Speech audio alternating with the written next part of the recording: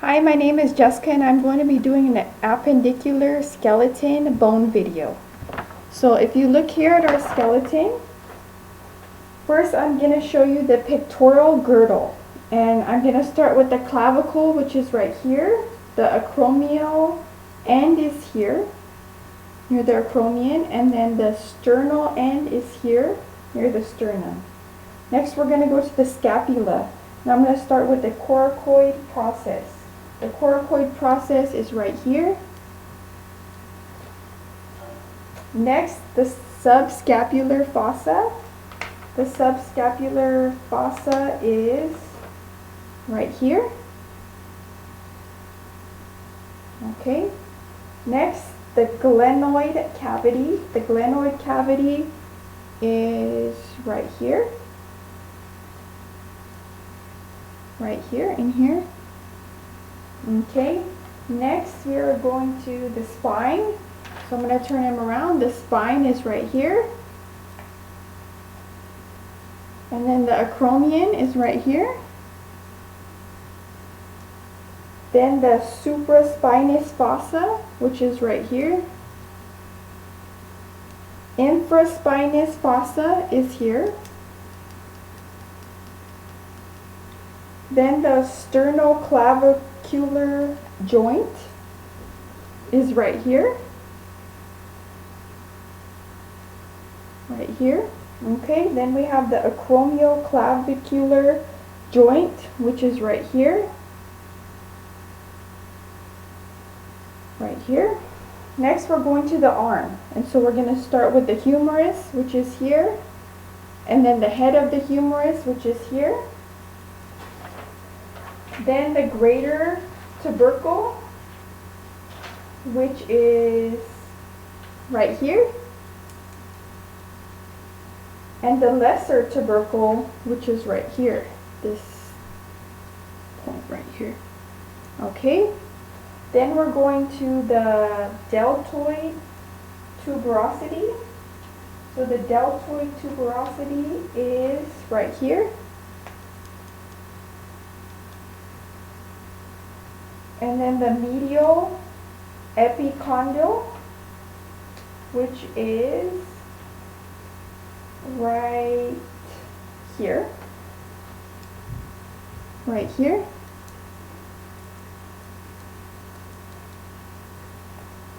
And then the lateral epicondyle, which is right here. And then we are going to the coronoid fossa, what goes in here, and the ulna. It allows the corresponding process of the ulna to move freely. And we are going to find that right here. Right here. Next we're going to capitulum. The capitulum articulates with the head of the radius. So the capitulum is right here. Next we are going to the trochlea. The trochlea articulates with the trochlear notch of the ulna. And the trochlea is right here.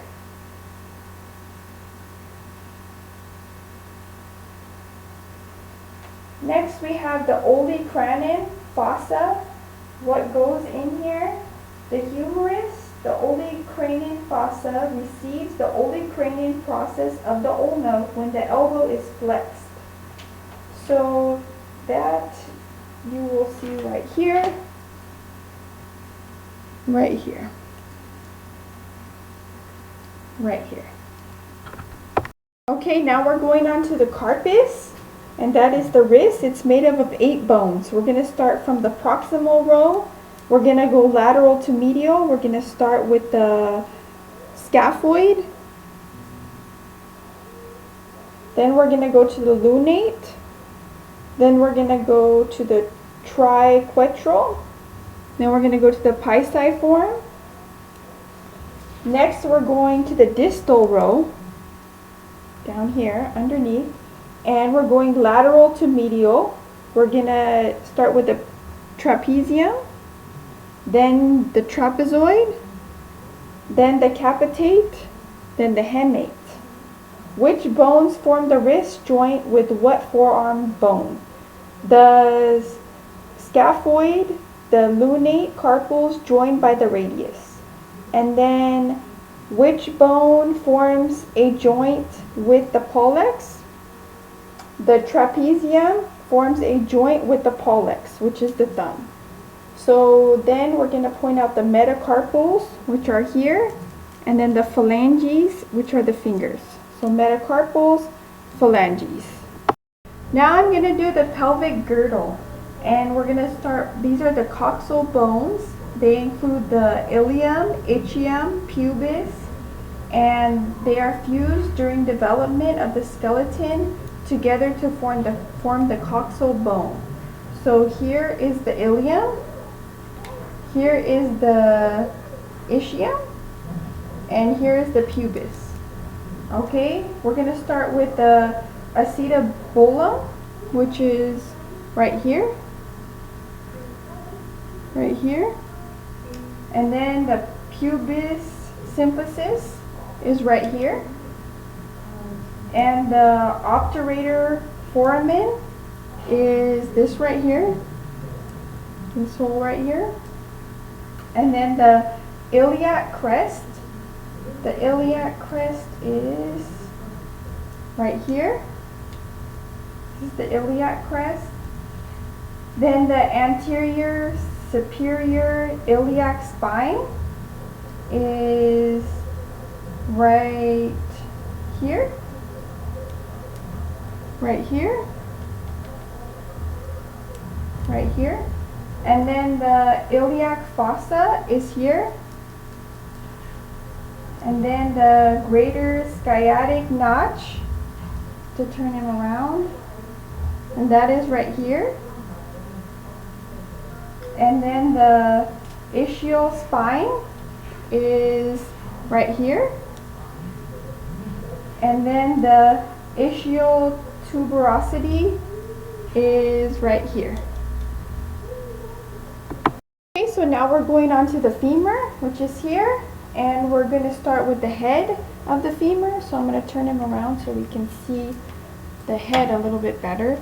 So the head is right here. This is the head of the femur, right here.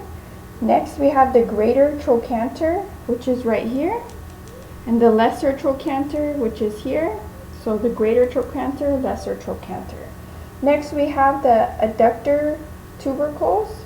And these are down here, right here, and right here.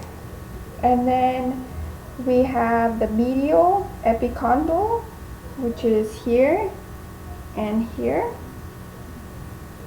And then we have lateral epicondyle, which is here and here. And then we have medial and lateral condyles. So the medial condyle is here, and the lateral condyle is here.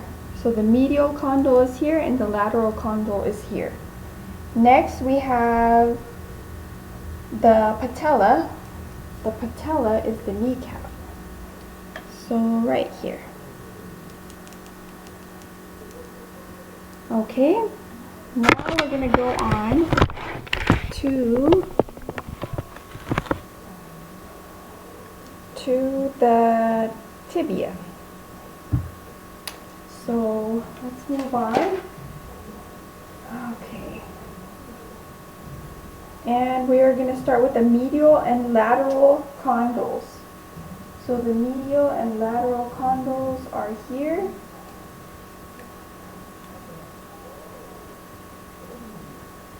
Right here. Right here. This is the medial condyle. And then the lateral condyle is right here. That's the lateral condyle. Then the tibial tuberosity is right here. Right here. And then the medial malleus is right here, way down here. Let's see, right here. This is the medial malleus. And then the proximal and distal tibiofibular joints. So we have the proximal tibiofibular joint, which is right here, and then the distal tibiofibular joint is going to be down here, right here. Okay, now we're going to do the fibula. So this is the head of the fibula. This is the lateral malleolus. And then we're going to go on to the tarsus and the talus, which is here, and it articulates with the tibia. Okay, then the calcaneus, which is the heel right here. And then we're going to go to the cuboid. The cuboid is right here. And then the navicular is right here. And then the medial and the intermediate and the lateral cuneiform bones.